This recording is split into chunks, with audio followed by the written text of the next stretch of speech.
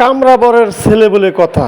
আমরা যাইতেছি শিবপুর দাঁত ফালাইবার লেগা, দাঁত ফালাইবার লেগা যাইতেছি। ওখানে এই যে আমার ছোটো ভাই মাসুম, হ্যাঁ কইতেছে যে দাঁত ফালাইবার লেগে যাইতেছ, দাঁত ফালানির একটা গল্পই কও।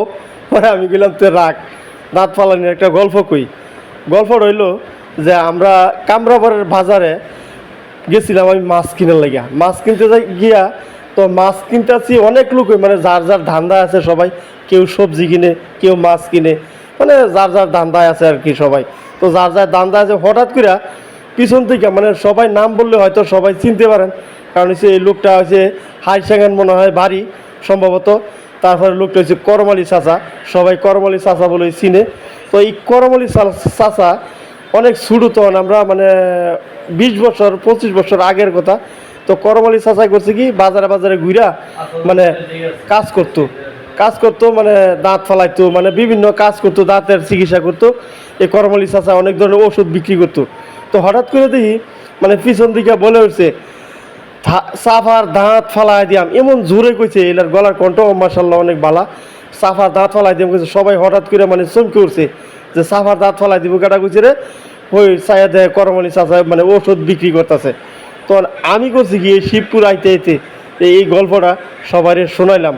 তো সবাই শুনে খুব খুশি, মানে সবাই মানে হাততালি দিছে না, একটাই কারণ হচ্ছে হাততালি দিলে মানে রিক্সাতে ভরে যেত গা বা হুন্ডারতে ভরে যেত গা, হুন্ডার রিক্সা সাইডে দিয়ে হাততালি দেওয়া সম্ভব না। তো এত সুন্দর একটা গল্প কইলাম, মানে শিবপুর আইতে আইতে সবাই শুনলেন এবং শুনবেন। আশা করি সবাই পাশে থাকবেন। আর আমার এই ধরনের ব্লগ ভিডিও দেখতে হলে সবাই পেজটাকে ফলো করে দিবেন। ভালো থাকবেন, সুস্থ থাকবেন। আর এই যে এটা হচ্ছে দড়িপড়া নিমগাঁও মোড়, এই নিমগাঁও মোড় বাজার, এটা এই বাজার থেকে কিছুক্ষণ সামনে আমরা আলাদা হয়ে গেছি গা। কারণ হচ্ছে আলাদা হয়েছি একটাই কারণ আমরা হ্যাঁ গেছে অন্য কামে, আমরা 3 জন, এই যে আমরা 4 জন, আমরা 5 জন মানুষ। আমার এই রিক্সাওয়ালা ভাই সহ আছে, তারপরে আমার ক্যামেরাম্যান, এই যে দেখেন ক্যামেরাম্যান, তারপরে আছে কাউসার, এই যে মাসুম, সবাই মানে একসাথে আমরা আইতাছি শিবপুর। তখন এই গল্পটা কইতে কইতে মানে শিবপুর আমরা আয়া পড়ছি। তো পুর আসার উদ্দেশ্য একটাই, মানে কালামে কইতাছে কি যে সামনে ঈদ আইছে, মানে ঘুষ টুস খাওয়ান লাগবো, এক কাম করো তোমার দাঁত একটা ব্যথা করে এই দাঁতরা ফালায় দাও। পরে আমি চিন্তা করলাম কথা তো ঠিক হই, যে সামনে কুরবানির ঈদ, ঘুষ টুস খাওয়ান লাগবো, এখন যদি দাঁত ফালায় দিই তাহলে তো খাওয়ার সুবিধা হবে বলা। এই যার কারণে আইলাম এখানে দাঁত ফালানোর জন্য। তো দাঁত ফালানির সময় আমরা ছোট্ট করে একটা ভিডিও করে সবাই দেখাম। তো ভিডিওটা কেমন হলো সবাই লাইক কমেন্ট শেয়ার করে জানাবেন এবং ভালো থাকবেন, সুস্থ থাকবেন।